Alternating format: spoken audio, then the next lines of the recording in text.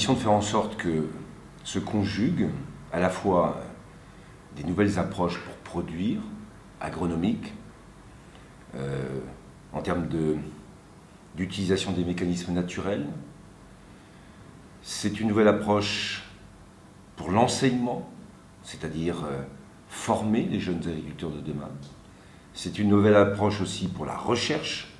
Il faut chercher autrement, aller réinvestir les grands sujets de l'agronomie, des cycles de la nature, des mécanismes naturels. Et puis c'est un enjeu pour développer autrement, c'est-à-dire diffuser le savoir, organiser la production agricole et les agriculteurs. Voilà le rêve, ou en tout cas l'ambition. Produire autrement, enseigner autrement, rechercher autrement, développer autrement. À partir de là, tout ça nécessite que la mobilisation soit large. C'est le cas de ce symposium aujourd'hui. Il y a des chercheurs, il y a des paysans, il y a des fonctionnaires, il y a des ONG. On discute et on cherche à construire non pas un modèle unique, mais à essayer de faire en sorte que sur des bases qui soient communes, chaque agriculture, chaque écosystème puisse trouver ses propres voies pour développer l'agriculture et surtout la production agricole. C'est ça l'enjeu. Donc c'est une ambition qui est globale. On appelle ça systémique, c'est-à-dire on prend l'ensemble des sujets pour arriver à un objectif, produire des produits agricoles avec une agriculture qui soit durable et qui réponde à l'ensemble des besoins d'une planète, et c'est pourquoi on est à la FAO aujourd'hui, c'est-à-dire 7 milliards d'êtres humains aujourd'hui, 9 milliards dans 20 ou 30 ans. C'est un enjeu colossal. Et pour réussir cet enjeu, eh bien, il y a ce double défi environnemental et productif. Et c'est pourquoi l'agroécologie, c'est un projet qui commence, qui se lance, qui débute là aujourd'hui avec un symposium ici à Rome. On souhaite qu'il se poursuive avec des réunions régionales dans chacun des 5 continents de la planète. Et puis que le comité scientifique qui a bien travaillé poursuive ses travaux. Parce que je l'ai dit, il faut que tout ça se fasse de manière coordonnée. Les paysans, les ONG, les chercheurs, les administrations doivent assurer cette capacité de modifier les modèles de production, de diffuser le savoir et d'assurer le développement nouveau de l'agriculture. Alors voilà pourquoi moi je suis très satisfait.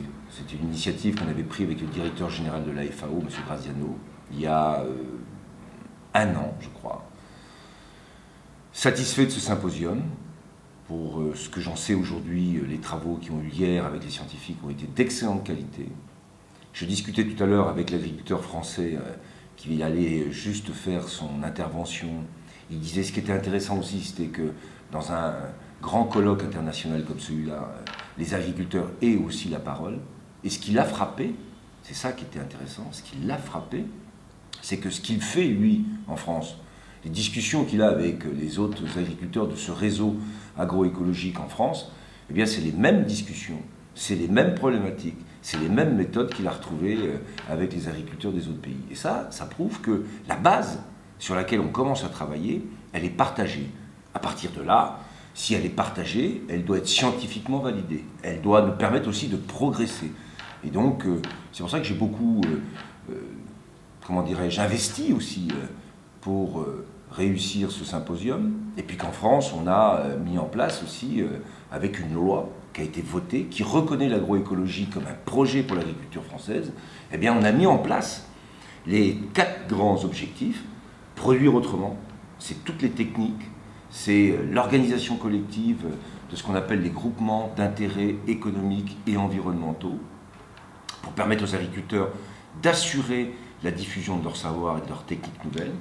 C'est enseigner autrement, sujet majeur. Dans tous les lycées agricoles aujourd'hui, les référentiels pour les diplômes et l'enseignement sont en train de changer pour intégrer la dimension de l'agroécologie. C'est rechercher autrement. L'INRA, le CIRAD, j'ai vu les présidents des 2 institutions qui sont présents d'ailleurs au comité scientifique ici, ont engagé un grand processus sur la question de l'agroécologie de recherche. Et puis c'est développer autrement. Et là, c'est toutes les questions qui sont posées sur la diffusion des savoirs, sur le rôle des établissements publics, sur la manière dont les collectivités locales aussi vont pouvoir intégrer ce processus de développement. Donc la France s'engage sur un projet là aussi global, cherche à répondre aux 4 objectifs que j'ai évoqués, et moi je suis très heureux de pouvoir partager les constats, et puis surtout faire partager aussi l'ambition. Alors, est-ce un rêve? Ben, je sais que les rêves ont quelquefois d'énormes vertus, c'est de faire réfléchir, penser, mais moi je voudrais passer du rêve à la réalité. Et ce symposium, c'est la première étape.